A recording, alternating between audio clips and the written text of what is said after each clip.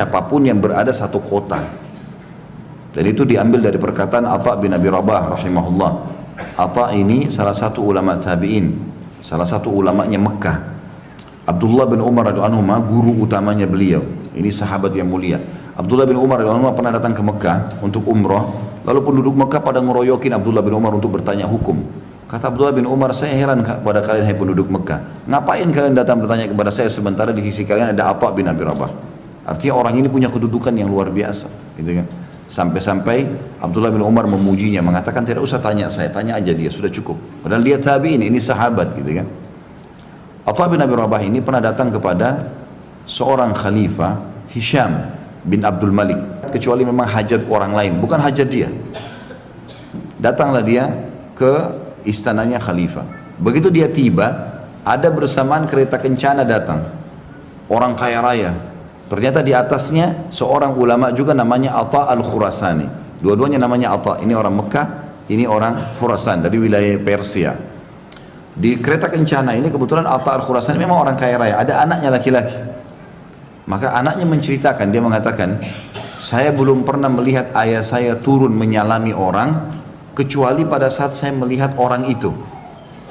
Tapi dia tidak tahu siapa orang ini. Ada seseorang digambarkan sama dia, badannya kurus, kulitnya hitam, matanya satu rusak, kakinya pincang, imamanya besar, bajunya kusut, dia naik keledai dan pijakan kaki pelananya untuk naik itu dari kayu.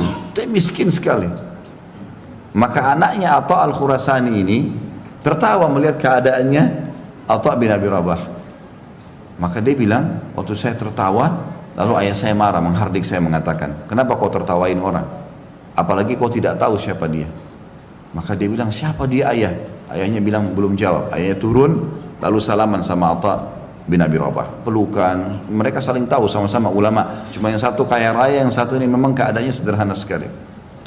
Maka setelah kembali, ditanya oleh anaknya, siapa ini ayah? Anda begitu hormati, belum pernah saya lihat Anda turun salaman dengan orang, baru kali ini. Dia bilang, kamu tidak tahu, ini adalah Atha bin Abi Rabah, ulamanya tabi'in. Jadi tabi'in aja sudah ulama, ini ulamanya tabi'in, jadi gurunya para ulama gitu. Maka dia bilang, saya sudah dengar nama agungnya Atha bin Abi Rabah, tapi saya tidak sangka orangnya seperti ini. Tapi subhanallah, Allah SWT memuliakan orang dengan ilmunya, gitu kan? Bukan karena fisiknya. Dan ini luar biasa, kisah Atha bin Abi Rabah ini banyak sekali. Orang bisa ambil pelajaran bagi orang yang diuji oleh Allah SWT, punya kekurangan fisik, paras wajah, sering ulang-ulangi kisah Atha bin Abi Rabah. Karena dia hafal Al-Quran, kepada datang tanya hukum. Maka di musim haji, tuannya naik di atas batu, lalu teriak, mengatakan, hai muslimin, ya, saksikanlah, saya membebaskan keterbudakannya Atha bin Abi Rabah, karena Allah dan juga untuk muslimin. Akhirnya dia beribadah kepada Allah SWT. Yang jelas Atha bin Abi Rabah ini mau masuk ke istana. Atha al-Khurasani juga mau masuk. Maka masuklah akhirnya berdua. Kata Atha al-Khurasani kepada anaknya, kamu tunggu di sini, kami akan masuk berdua. Ringkas cerita, sudah ketemu di dalam. Pada saat keluar, anaknya Atha al-Khurasani nanya ayahnya, ayah, ceritain apa yang terjadi di dalam. Kata Atha al-Khurasani, ini kisahnya. Dia mengatakan, demi Allah wahai anakku, kalau bukan karena Atha bin Abi Rabah, saya tidak akan dimasukkan ketemu khalifah. Jadi orang tadi yang kau lihat kekurangan fisik itu, ya, itu pincang kakinya, badannya kurus, kulitnya hitam, bajunya kusut. Kalau bukan karena dia, saya tidak bisa masuk ketemu khalifah. Dan apa kau tahu anakku apa yang terjadi? Pada saat pintu istana dibuka, Khalifah Hisham lihat dari jauh yang masuk Atha bin Abi Rabah. Dia berdiri dari singgasananya, jalan menjemput Atha bin Abi Rabah. Belum pernah khalifah turun jemput orang secara khusus. Orang datang, yang salaman, yang cium kepalanya, ya, yang peluk khalifah itu iya. Tapi ini tidak dia datang.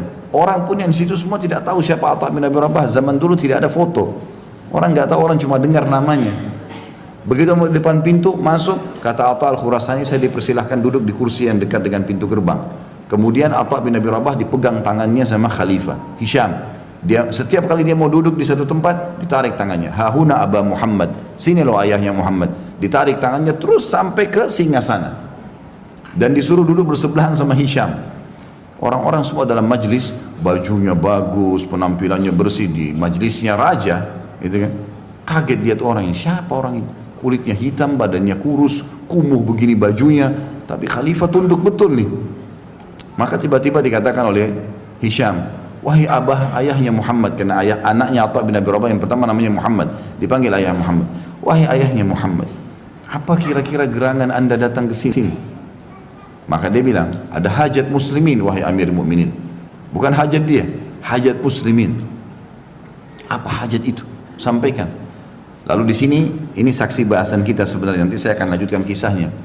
Dia bilang, penduduk Mekah, kata Atha bin Abi Rabah, ini dijadikan sebagai hukum oleh sebagian ulama.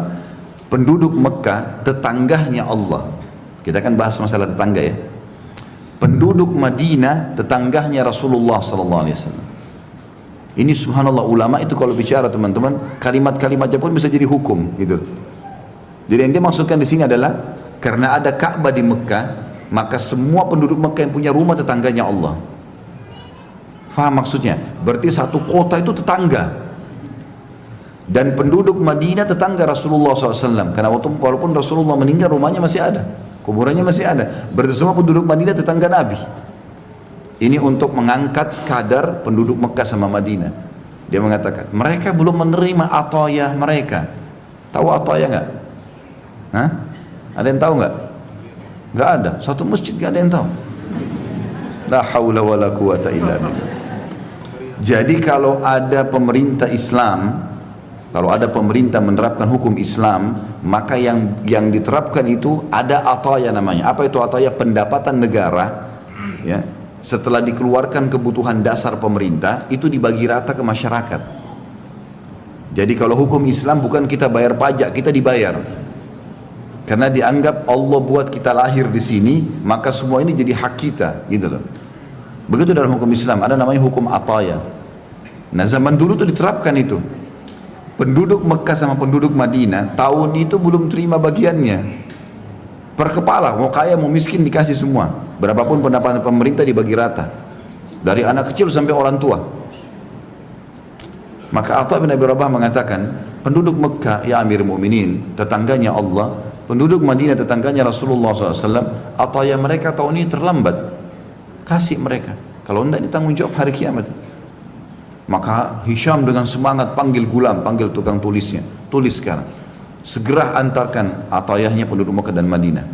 Ada lagi wahai ayahnya Muhammad? Ada, dia bilang. Para mujahidin yang lagi pergi berjihad. Mereka meninggalkan keluarga mereka. Mereka juga menjaga negara kalian, menjaga agama ini. Gaji mereka terlambat. Telah sampai kepada saya keluhan beberapa istri para mujahid. Gaji mereka terlambat. Berikan gaji mereka. Tulis, hai gulam, gulam ini kayak sekretaris, tulis, segera kasih uangnya para mujahidin.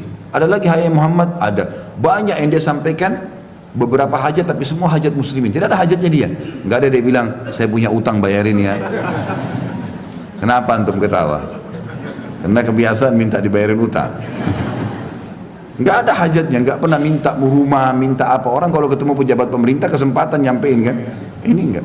Sama sekali semua muslimin. Mungkin ada 5-6 hajat disampaikan sama dia.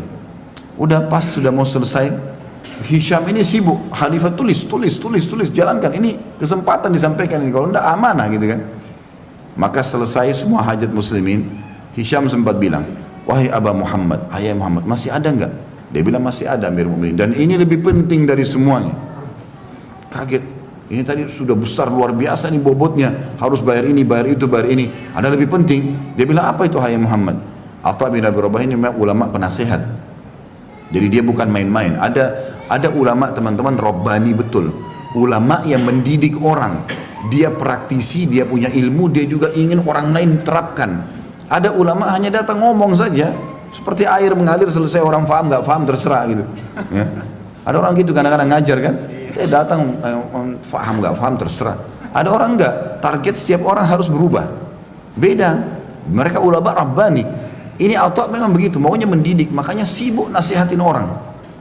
Dia berdiri, lalu dia pandang ke arahnya khalifah lagi duduk. Orang semua jadi heran, apa yang terjadi nih? Maka dia mengatakan, wahai Amir Mukminin, hajat ini penting sekali. Ketahuilah, kamu wahai Amir Mukminin, karena Hisham lebih muda dari dia.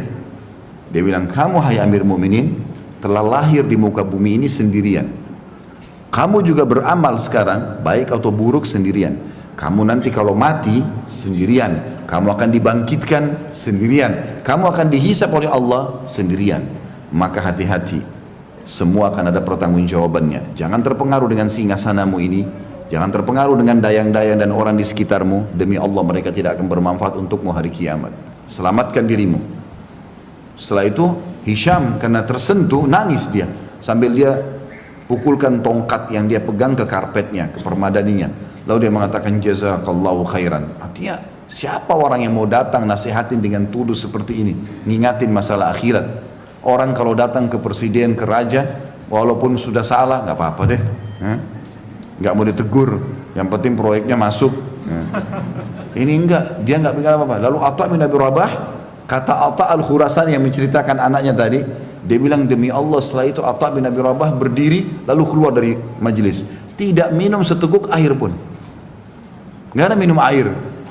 Ini kita pergi acara perkawinan, saya sibuk makan ini makan itu, apalagi di Istana Merdeka sibuk cari makanan. Dia satu teguk air pun tidak minum. Datang 1-2 bulan perjalanan hanya untuk masalah muslimin dan nasihati khalifah demi kebaikan. Kata Atha al-Khurasani, demi Allah Atha bin Abi Rabah keluar dari istana khalifah tidak minum seteguk air pun. Pas di pintu gerbang dikejar oleh sekretarisnya khalifah, dibawa satu kantong uang banyak. Ini dari Amir Mukminin buat anda. Kata Atha bin Abi Rabah, saya datang karena Allah, bukan karena ini. Kembalikan kepada Amir Mukminin. Pulang dalam kondisi miskin, susah. Yang penting hajat muslimin sudah selesai. Ini kisah tentu bukan sedang jadi target kita, tetapi ada sebuah hukum yang kita ambil dari perkataan beliau, yaitu penduduk Mekah adalah tetangganya Allah, penduduk Madinah adalah tetangga Rasulullah SAW. Dari sini juga keluar definisi masalah tetangga. Jadi ada tetangga yang dekat, yang terdekat pintunya, dan ada juga yang dianggap tetangga kalau tinggal dalam satu wilayah bersama-sama.